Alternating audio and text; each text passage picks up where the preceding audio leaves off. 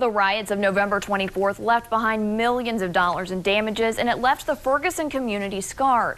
Mr. Speaker, this is James Knowles. It is about 11 o'clock. Hey, buddy, I really appreciate your help in getting to the governor. He is completely unresponsive. The National Guard is not responding, and they are letting our entire city burn. A plea from Ferguson Mayor James Knowles, and a plea that was made to many lawmakers the night of November 24th when attempts to reach Governor Jay Nixon were unsuccessful. Just hours before that phone call, St. Louis County Prosecutor Bob McCullough announced a grand jury had decided no probable cause exists to indict Ferguson police officer Darren Wilson in the shooting death of Michael Brown. Governor Nixon held a press conference just hours before the announcement. The men and women of the National Guard will also be in the area to provide security at critical facilities like firehouses, police stations, and utility substations, and offer logistical and transportation support as needed. This will help free up law enforcement officers to do their jobs effectively. Those words from the governor echoed ones he delivered on November 17th when he mobilized the Guard in an executive order. But they seem inconsistent with what local authorities understood a week before that. Through an open records request, I was able to get a hold of an email sent from St. Louis County Police Chief John Belmar to a staff member on November 10th.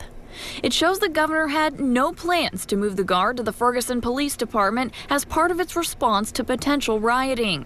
I was just curious, were you at a meeting in November regarding that? I was at dozens of meetings related to Ferguson. But did the chief's unwillingness to step down change the way the Guard was deployed? Just hours before a legislative hearing on the issue, Governor Nixon held a press conference where those same questions were asked. One of the first questions, why was the Guard not in Ferguson following the grand jury announcement? First of all, there were Guard in Ferguson, and everybody knows that. They were guarding the command posts, and they were at other locations in Ferguson. So, I mean, I don't mean to be chippy about that, but they were there. But local officials say the plan was changed just weeks before the announcement. So what or who changed his mind? Well, I wasn't pressured by anybody. Obviously, you talk to a lot of people. Certainly, whoever is, I understood the responsibilities. I was acting on advice of folks who were working with on the ground. I asked Governor Nixon about the meeting between top state and federal officials about the discussion to pressure Ferguson Police Chief Jackson to step down. I don't know which meeting you're talking about. I don't know which officials you're talking about. I know there were discussions out there, and I certainly saw stuff in the press about that, and folks talked about that. That voicemail you heard at the start of this story was Mayor Knowles calling then Missouri House Speaker Tim Jones. I arranged to talk with both Jones and Knowles and met them at our ABC affiliate in St. Louis. What I found was that Knowles also has more questions than answers. Now, I was told originally the National Guard troops were going to be placed in Ferguson. That was really the plan that Chief Belmar and others had proposed to the governor when they asked, "You need resources. What do you need?" They asked for resources. They asked for National Guard troops to be in Ferguson. I was later told that they would not be in Ferguson, that plan was rejected or changed. Knowles says he was told that instead there would be police officers protecting those areas since the Guard would not be there. Knowles said he exhausted every contact he had in the legislature from both parties to try to get in touch with the governor to activate the Guard sooner, but to no avail.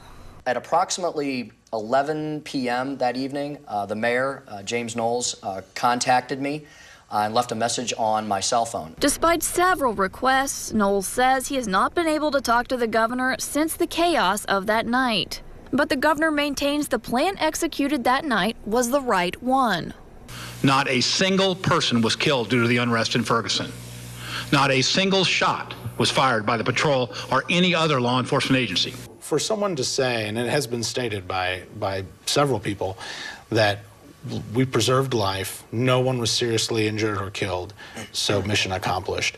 Well, you tell that to somebody who's had their life savings put into a business, and then now they find out that insurance isn't completely covering it because civil unrest isn't covered by insurance. The questions still remain unanswered. Why was the Guard called in so late? Why did the original plan change? Did local leaders just misunderstand? Or were politics at play?